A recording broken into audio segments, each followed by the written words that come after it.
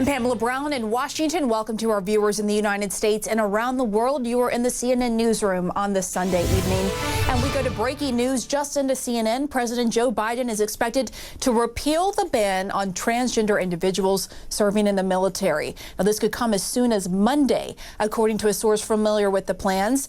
The ban, of course, was first put in place by former President Donald Trump in 2017, who announced that decision in a tweet, if you remember. Let's bring in CNN White House correspondent Arlette Saenz. So what more are we learning about this, Arlette?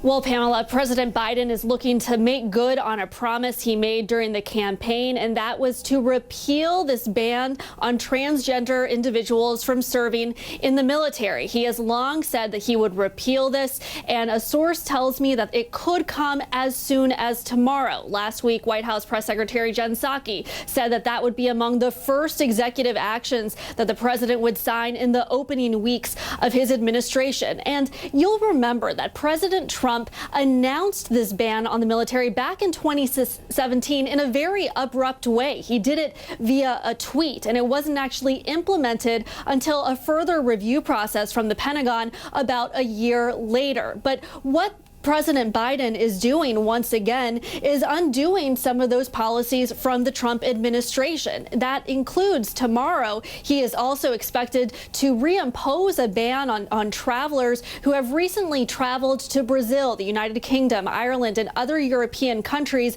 amid the coronavirus pandemic. But this announcement that is expected to come as soon as tomorrow is just the latest effort also from the Biden administration to try to ensure some protections for LGBTQ Americans, and that includes repealing that ban on transgender individuals from serving in the military. Now, this even came up during the confirmation hearing for Biden's Defense Secretary Lloyd Austin, and he said that he fully supported the president's decision on that. It's unclear how soon it would actually be put into place. It could take some time, but it is just another one of the steps we are seeing from the Biden administration. All right, Arlette Saenz, thanks so much. And in less than 24 hours, House impeachment managers will deliver the single article of impeachment of former President Trump to the Senate. CNN senior Washington correspondent Joe Johns is at the Capitol live for us. So how exactly will all of this play out tomorrow and in the next couple of weeks, Joe?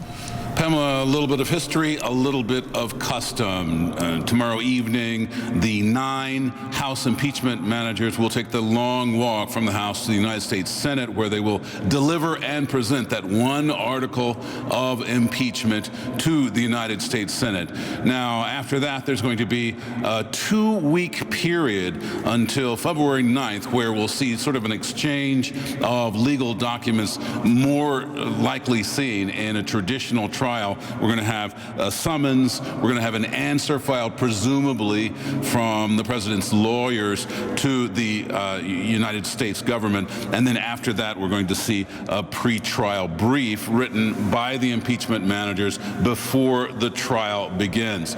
There are some people speculating this is going to go much quicker than the first Donald Trump impeachment trial, in part because they think there's not that much evidence that the senators haven't seen, and the senators, in fact, are even witnesses of what happened and transpired on January 6th. Still, others say it could be a long trial simply because Republicans are a bit all over the place about how to approach this. Listen.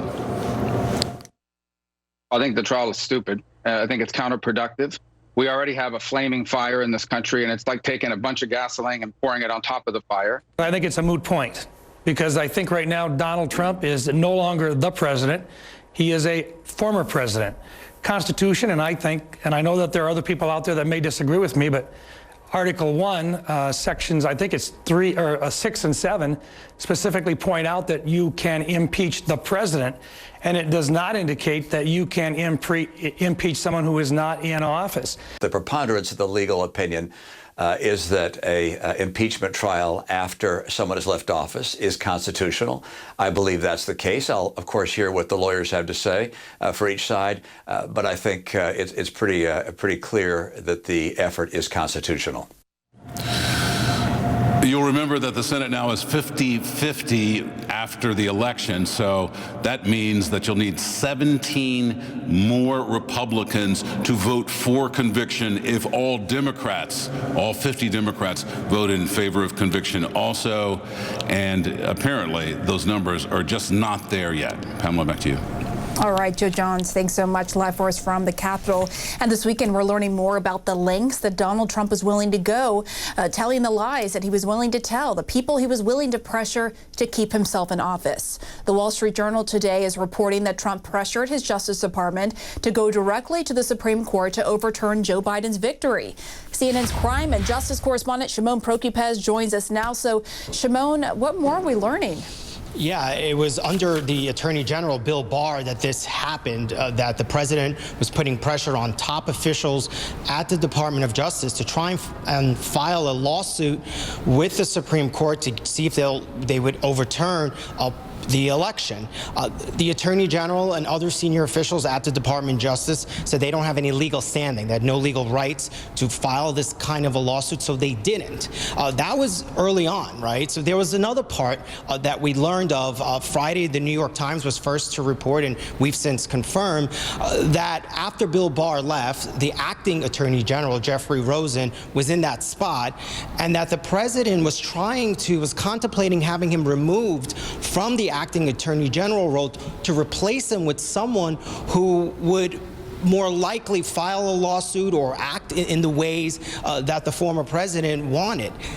That sort of set off alarm bells inside the Department of Justice, with top leaders there saying that they were all going to quit if that happened. So that's prevented that from happening. But I think, as we have seen throughout the former president's time, that this is just more examples of him trying to use the Department of Justice for his political gain, and for his personal gain, ultimately. The Democratic leader, Chuck Schumer, saying that he wants the DOJ IG, the Inspector General for the DOJ, to investigate all this. And then, Pam, some of this could also be part of the impeachment trial. Some saying that perhaps parts of that aspect of what the former president was trying to do with the Department of Justice as it relates to the election, that could come up during the impeachment. And there's also this question of if the president could face legal action for those specific power plays.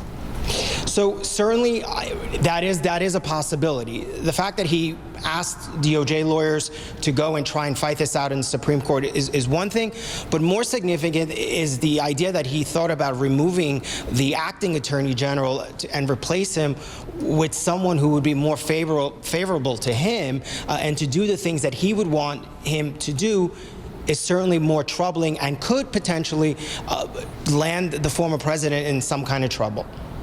All right, Chen摰thank you so much. Thanks for coming on, Chen摰. Sure, thank you. So breaking news into CNN right now. Mexico's President Andrés Manuel López Obrador has just announced that he has tested positive for the coronavirus. He has consistently shunned wearing masks, even while holding events around the country during the pandemic. I'm joined now by CNN's Rafael Romo. So, Rafael, what do we know about the president's current condition? Well, that his symptoms are mild, Pam. President Andrés Manuel López Obrador confirmed the news on his Twitter account in the last hour. He wrote a couple of messages, the first one to confirm the diagnosis, and the second one to say that he will keep an eye on the government's affairs from the National Palace, the presidential mansion in Mexico. The president wrote the following: "I regret to inform you that I have contracted COVID-19. The symptoms are mild, but I am already receiving medical treatment. As always, I am optimistic." And Pam, the president has a daily morning news conference that is broadcast live. He said that Interior Secretary Olga Sánchez Cordero will take over while he recovers. And President López Obrador, as you mentioned before, has been dismissive of measures to prevent transmission of COVID-19.